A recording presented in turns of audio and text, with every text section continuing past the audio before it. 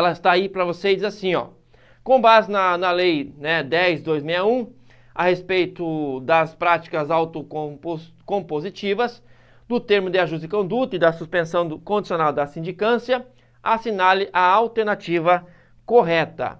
Moçada, foi colocado aí na lei, ó, o artigo 267 e um monte de letra, tá? Um monte de letra. A, B, C e assim por diante.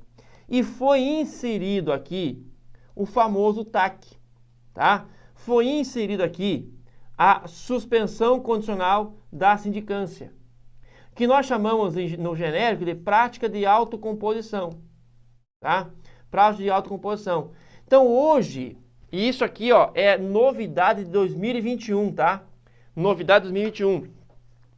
Se você olhar o 267A, B, C, D, assim por diante, você vai ver lá todo um capítulo falando de TAC, de termo de ajustamento de conduta e tal. Essa ideia, então, foi inserida no estatuto e como é novo, claro, cai em prova, né? Vamos lá, então, para as nossas alternativas. Ó, letra A, o conteúdo das sessões restaurativas é público, podendo ser utilizado como prova em processo administrativo judicial, desde que observados os princípios do contraditório e da ampla defesa. E aí? Fala para mim. O conteúdo das sessões restaurativas? Não. Nesse caso aqui, pessoal, eu não posso abrir, porque isso é feito um acordo, é feito, então, sessões para que você repare o dano, né? E isso não pode ser aberto, tá? É bem pelo contrário que você tem lá, esse tipo de sessão. É para buscar, de fato, o acordo, é para buscar, de fato, a composição, né? Até mesmo extrajudicial. O encaminhamento às práticas de autocompositivas importará na suspensão da instauração da sindicância ou do PA, né? Não suspende o PA, cuidado com isso. As práticas autocompositivas são orientadas pelos princípios da voluntariedade, da publicidade, do formalismo moderado e da consensualidade. Olha que maravilha, hein? As práticas autocompositivas são orientadas pelos princípios da voluntariedade, da publicidade, acabei de falar que não, né? Enfim, o encaminhamento do processo disciplinar às práticas autocompositivas se dará por despacho fundamentado e não suspenderá o processo prescricional. Se você não suspender o prazo prescricional, gente, vai chegar o momento que vai prescrever o fato e você não vai poder mais punir. Então, se ele não cumpriu o acordo e já prescreveu, o cara fica impune. Então, geralmente, como acontece com o sursis, por exemplo, enquanto estiver acontecendo o sursis, suspende o prazo prescricional, né? E aí ficamos com a letra E. Para a aplicação das práticas autocompositivas, é necessário que as partes reconheçam os fatos essenciais sem que isso lhe implique a administração de culpa, que é o que acontece, por exemplo, com a transação. Vocês já ouviram, já leram alguma coisa sobre a questão da transação que acontece lá na Lei 90/99, né? Quando o promotor oferece uma transação penal, por exemplo, você reconhece, né? Você aceita os termos, mas isso não é o reconhecimento de culpa.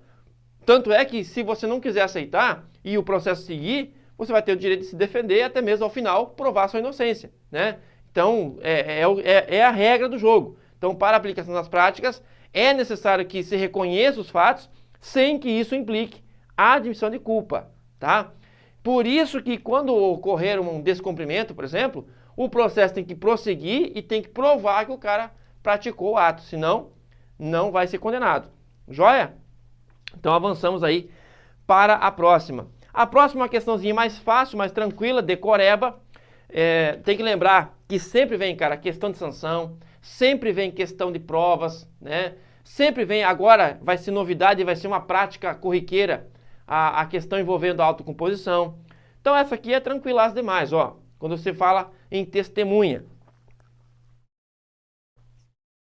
Com a apuração da infração disciplinar, seja feita por processo disciplinar, de acordo com a lei tal, as partes poderão rolar até.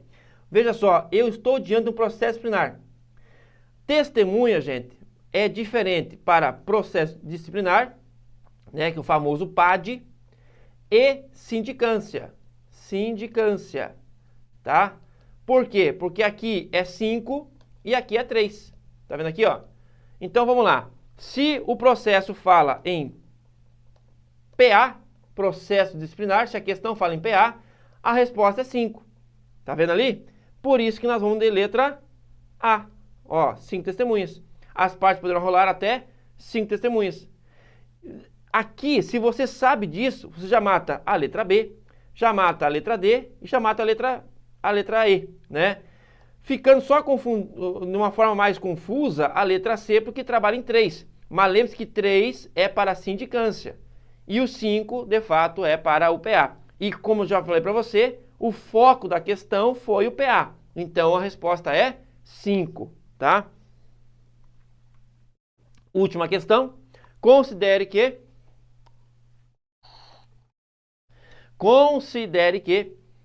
Isaías praticou infração. Gostei de Isaías. Grande Isaías, né, praticou infração disciplinar e, em razão disso, passou por sindicância. Depois da sindicância, que resultou na aplicação da pena de suspensão. Olha só.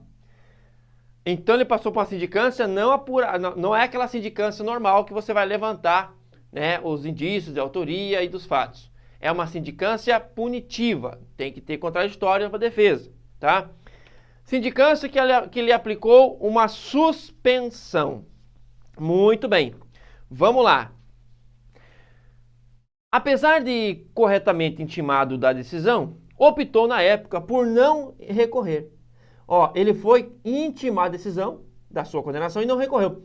Inconformado com a medida diante de novos elementos, não basta somente a inconformidade, tem que ter novos elementos, né? E assim ele pode pedir a chamada revisão da pena, a revisão administrativa. Lembre-se que a revisão administrativa pode ser a qualquer tempo, tá? Pode ser feita pela parte ou parentes, ok? Parte ou parentes. E não pode agravar a pena do réu. Não pode agravar a pena. Ou seja, na revisão não existe aquela decisão in malam partem, aquela decisão que é chamada de prejudicial ao réu, né? Que prejudica ainda mais a situação do réu. Então, não tem essa decisão. Tem que melhorar ou vai manter o jeito que está. Joia. E eu vou para então as alternativas. Não será cabível o pedido de revisão, pois Isaías não interpôs todos os recursos. Não precisa interpor recurso para propor a revisão. Não precisa propor recurso para depois, se for o caso, propor a revisão. A letra A está errada. Letra B. O pedido de revisão poderá resultar na agravação da pena? Não pode agravar a pena. Então está errada a letra B. Letra C. O pedido de revisão não comporta a produção de atos probatórios? Claro que sim. Porque você entra com a revisão exatamente porque você tem novos elementos de prova. Ora, como é que você pode negar a fase probatória? É óbvio que não. Então, tu tem novos elementos, tu tem que apresentá-los no processo de revisão. Então, claro que se abre o processo probatório, né? Está errado a letra C. Letra D. Isaías deverá ser representado necessariamente por advogado, cabendo a ele o ônus da prova dos fundamentos do seu pedido? Advogados é um caso sério, pessoal. Ó, advogado é um caso sério aqui, tá? Por quê? Porque nós temos a súmula vinculante número 5 do STF. Lembra disso? A súmula vinculante número 5 do STF dispensa o advogado. Dispensa o advogado.